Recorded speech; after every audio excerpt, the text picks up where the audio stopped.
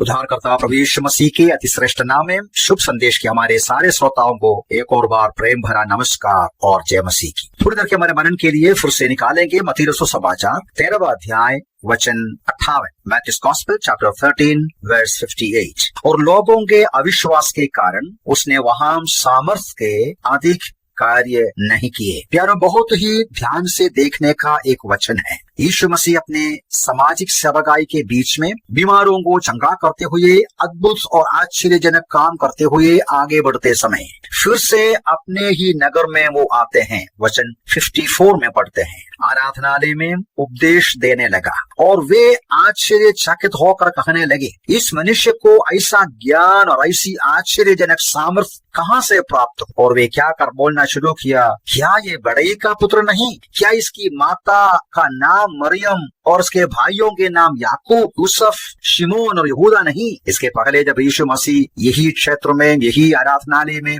परमेश्वर का वचन को पढ़ा सुनाया, लोग क्रोधित हो गया, उनको मार डालने का प्रयास किया, लेकिन यीशु मसीह बच गया। ऐसा लूका 4 में पढ़ते। लेकिन अब आश्चर्यचकित होते हैं, और आश्चर्यचकित होते हैं उतना भी नहीं, यीशु मसीह के ज्ञान और सामर्थ उस पर चकित होते हैं कि इनको इतना बुद्धि कहाँ से मिला, इनको इतना ताकत कहाँ से मिला, और इसलिए वो ठोकर खाया, ऐसा भी पड़ता है 57। उसके कारण उन लोगों को ठोकर लगी। यहाँ हम देखता है किस प्रकार यीशु मसीह को अपने ही लोग अविश्वास किया या विश्वास नहीं किया। उनके आंखों के सामने जो हकीकत की बात हो गया, तो भी यीशु को मसीहा के रूप में मानने के लिए वे तैयार नहीं हैं। उसका परिणाम है कि यीशु मसीह वहां कुछ भी आश्चर्य का और अद्भुत काम उनके बीच में नहीं किया। ये जो घटना दर्शाते हैं प्यारों, अविश्वास कितना भयंकर है, अविश्वास का नुकसान कितना होगा।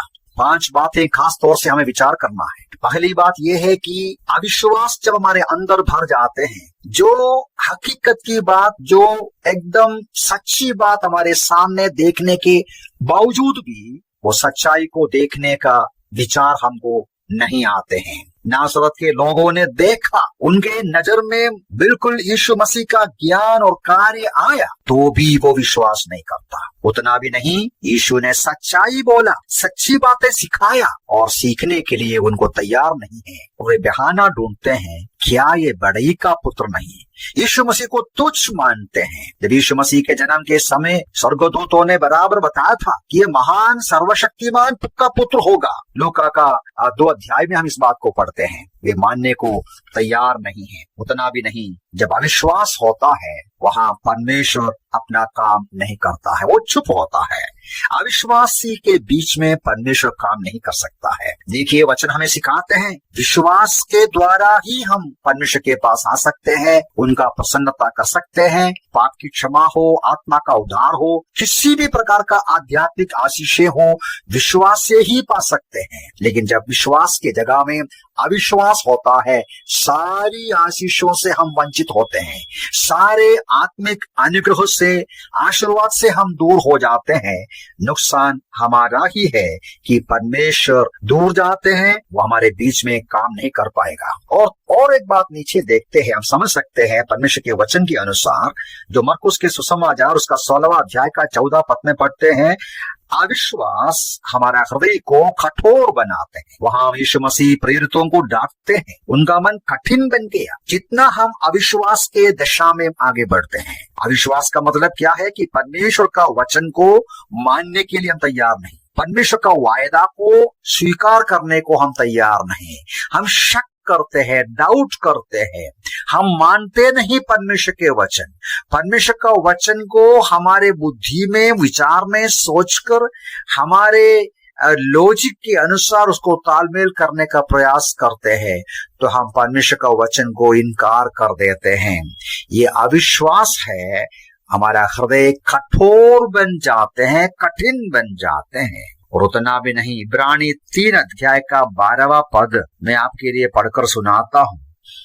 हे भाइयों, सावधान रहो, कहीं ऐसा ना हो कि तुम्हें से किसी का मन दुष्ट और अविश्वासी हो जाए और तुम जीविते परमेश्वर से दूर हो जाओ। इसके ऊपर के पदों को पढ़ेगा तो लिखने वाला पुराने नियम में इस्राएली लोग किस प्रकार परमेश्वर का वचन का अविश्वास किया और उसका अविश्वास के परिणाम क्या बना। परमेश्वर से वे दूर गए, वे कुड़कुड़ाया, वे शिकायत किया, परमेश्वर का वचन को माना नहीं, मन दुष्ट हो गए, मन बुरा हो गए, कठोर बन के। परिणाम क्या था? उनमें से कोई भी परमेश्वर के वायदाओं को अपना नहीं पाया और परमेश्वर के वायदा किया हुआ जमीन में प्रवेश नहीं कर पाया।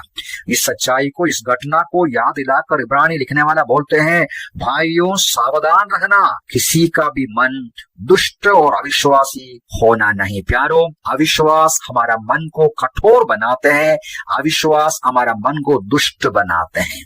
अविश्वास के वजह से हम शिकायत करते हैं, अविश्वास के वजह से हम कुड़कुड़ाते हैं। हमारे व्यक्तिगत जीवन के बहुत सारा जो परेशानियां जो है मन के अंदर, चिंताएं जो है और मन के अंदर का असमाधान और अशांति का कारण, आपस का जो शिकायत, आपस का कुड़कुड़ाना, परिवार में हो, व्यक्तिगत जीवन में हो, सभी बातों का कारण परमेश्वर पर विश्वास नहीं करता, भरोसा नहीं करता, सहनशीलता से प्रभु के समय के लिए, प्रभु के कार्य पूरा होने के लिए हम रुकते नहीं हैं, इस वजह से होते हैं। प्यारो, प्रभु सहायता करे, इब्रानी लिखने वाले का वचन को बराबर ध्यान से ले लो। सावधान रहो कि ऐसा हृदय हमको ना होना। फिर से वो 4:11 में भी कहते हैं, हम भी उस विश्राम में प्रवेश करने के लिए प्रयत्नशील रहे, लेबर, कहीं ऐसा ना हो कि उसी प्रकार का आज्ञा मानने के कारण किसी व्यक्ति का पतन हो। हमारा हृदय कठोर ना बनने के लिए सावधान रहना है और मेहनत करना है। मेहनत करना मतलब क्या है? प्रभु के वचन को पढ़ना है, मनन करना है, उनके नजदीक रहना है, प्रभु से बोलना है, प्रभु जी मेरा अविश्वास को क्षमा करना, मेरा विश्वास को बढ़ाना।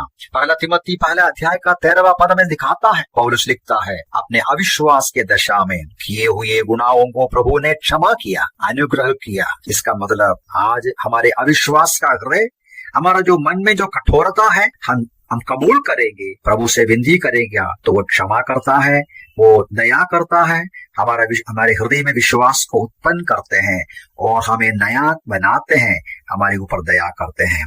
इसलिए प्यारों, प्रभु हमें सहायता करे, ऐसा ना हो कि हमारे बीच में प्रभु होने के बावजूद भी, प्रभु की उपस्थिति होने के बावजूद भी, वायदाएं होने के बावजूद भी, प्रभु हमारे बीच में काम कर सकता है तो भी काम नहीं करने का मौका या कारण हमारे अविश्वास की वजह से ना हो। आज प्रभु क्यों काम करते नहीं? क्यों हम हमारे परेशानियों से मुक्ति नहीं पाता? क्यों हम समाधान नहीं पाता? क्या हमारा अविश्वास है? क्या हमारा दुष्ट हृदय है? क्या हमारा कठोर हृदय है? जांचने के लिए प्रभु सहायता करें। हमें अपने आप को प्रभु के हाथों में समर्पण करें। एक विश्वास का हृदय, सचमुच में नम्रता से प्रभु के वचनों को अपनाना, विश्वास करना, मानना। प्रभु में सहायता करें। प्रभु के नाम की महिमा हो।